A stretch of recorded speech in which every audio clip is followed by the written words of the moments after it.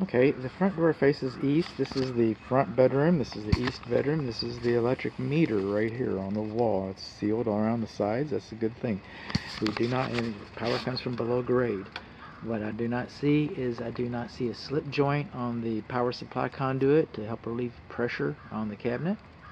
I don't see a grounding rod. I don't see those things. I do not see a main principal, a main disconnect. So you can turn off the power to the house from outside. This house is 14 years old. 14 years ago, that wasn't important enough to make it into the code cycle, so that hadn't become code yet. So this house was built to the code of the day, of the time. Hey, burn Carly. There we go. Moving on along these narrow stairs, and we don't have a handrail. We come down here, we got to open. You catch your robe on that or whatever. But we're inside the bedroom closet. Electric load centers, breaker boxes, call it what you will, they do not belong inside of closed closets. Again, 14 years ago, maybe it was, I don't know. Maybe it was more than 14 years ago. Maybe it was, when was this house built? So, the air conditioning systems are 14 years old.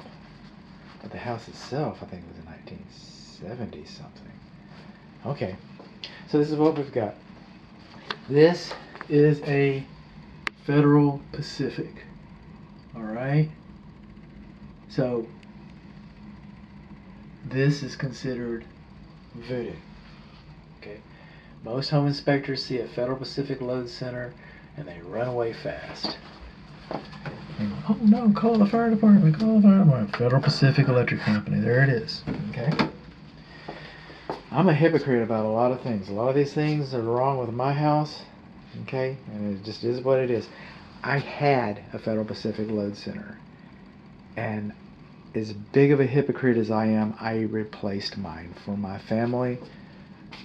And to protect my investment, I replaced my Federal Pacific load center. Okay? There isn't a code that says that you have to recommend replacement. Okay? It doesn't fail. It's not deficient based on its manufacturer. The Texas Real Estate Commission doesn't consider the manufacturer a deficiency.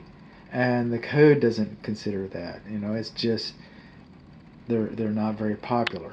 And on an inside wall like this, it'll cost you some thousands of dollars to put it on the other side of the wall to get it right. Now you can invest a small fortune in this home and make it as safe as possible, but you're only as safe as the neighbor's house next door to you, actually, which is pretty good. It's limiting your odds because these are broken up quite a bit, but you can bet there's a Federal Pacific breaker box in just about all of these units. And but no, it's going to be easier for you to buy this panel than it is going to be for you to sell it because it has a bad reputation. So as an investment, this is not a good investment. This box is not a good investment. For safety reasons, I chose myself chose to replace my Federal Pacific breaker box. It's just the way it is.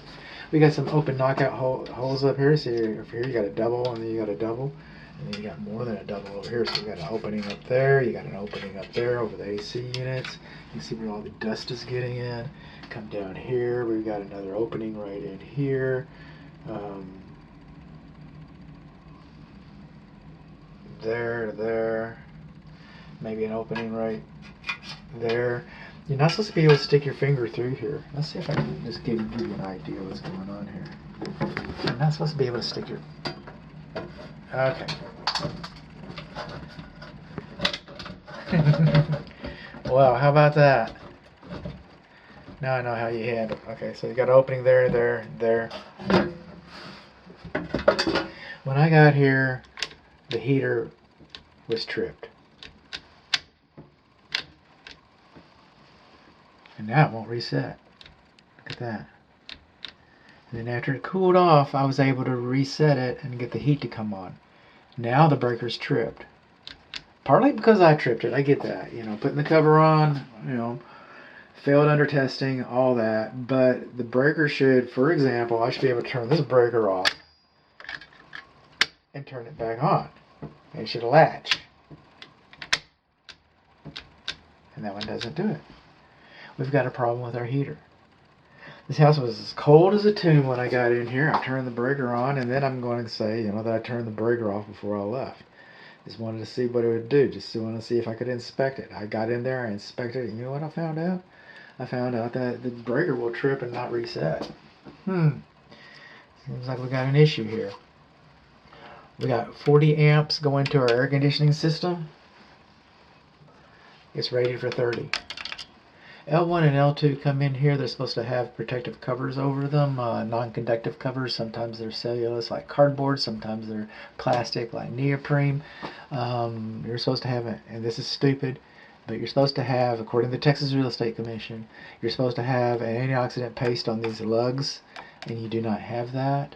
But look at here. We've got some of our cables are torn. Actually, there's an antioxidant paste in there. How about that? That'll save me some writing. Didn't say there had to be a specific amount, but some of these cables are torn and stuff and compromised. Not supposed to have debris inside the cabinet. Not supposed to have paint inside the cabinet. Wires are not supposed to touch the cabinet cover. Not supposed to have a gap more than 1/8 of an inch on the cabinet. We've got white hots. Okay. Now, if you don't know that's hot, you don't belong in here. I get that. You don't belong in here for that. You don't know that's hot. But the code says you're supposed to wrap it with black tape, so there's that. Did I say the cable's touching the cabinet cover already? I'm sure I did. And then we're moving on along. This is called handwriting. Okay. It's supposed to be clearly labeled. I can't. How can I tell? How can I tell that's clearly labeled? And it's supposed to be printed. Use copper or aluminum wiring. Circuit directory. That's printing. This is handwriting. Not supposed to be handwriting. I didn't just decide this morning. I said, you know what? I'm tired of looking at all this handwriting. I think I'm going to make up some new rules. No. The National Electrical Code. The International Residential Code. The manufacturer's installation instructions. They all think that it should be printed. If they think it should be printed, I think it should be printed. So then we come in over here and we got our neutrals. And we got some neutrals that are double lugged. You can double lug a ground if they're the same size. Those don't look like they're the same size. You can double lug a ground, sometimes even triple lug them. This is quadruple lug, not quadruple lug a ground. And then our white hots, our white neutrals go into this bus bar. They should not have been doubled at all.